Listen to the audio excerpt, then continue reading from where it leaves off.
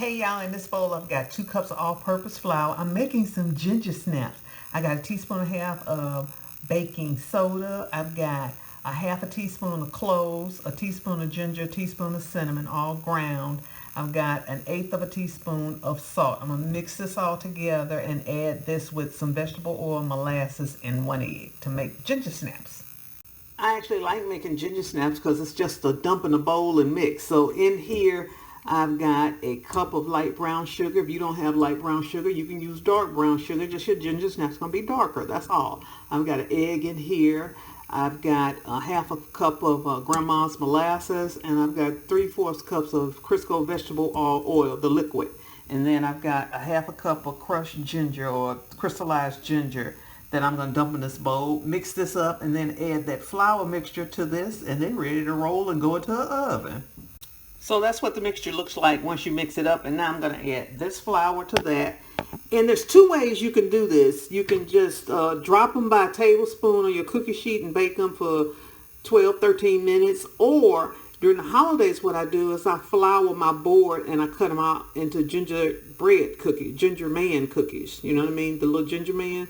So today I'm just going to make regular ginger snaps. But sometimes I turn these ginger snaps into gingerbread men. So this is how it looks once it's mixed up.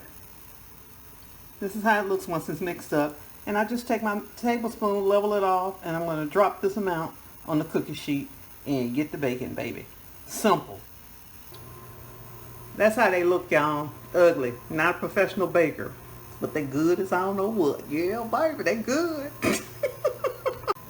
And this is how they look coming out of the oven. I leave them on the cookie sheet on a rack to let them cool for 2, 3, 5 minutes. And then I move them to another rack. I take them off the cookie sheet to let them cool completely. Leaving them on this rack is going to help them crisp up so they like snap. You know, ginger snap. So now I've moved them to a rack so the air can get underneath them and cool them completely. Whenever you're leaving cookies on your cookie sheet, after you take them out of the oven, the cookies are actually still cooking. It's just like meat. When you take meat out of the oven or take meat out of a pan, they tell you to let it rest. That meat is still cooking, even though you've got the heat off and everything. When you leave cookies on a cookie sheet, they're still cooking because the cookie sheet is still hot. That's okay when you're cooking ginger snaps because they're supposed to be a hard, crunchy cookie. But other cookies are not. So when you take other cookies out of the oven, you want to get those off the cookie sheet as soon as you possibly can, maybe after 1 minute or so of sitting on that cookie sheet. I hope that makes sense. All right.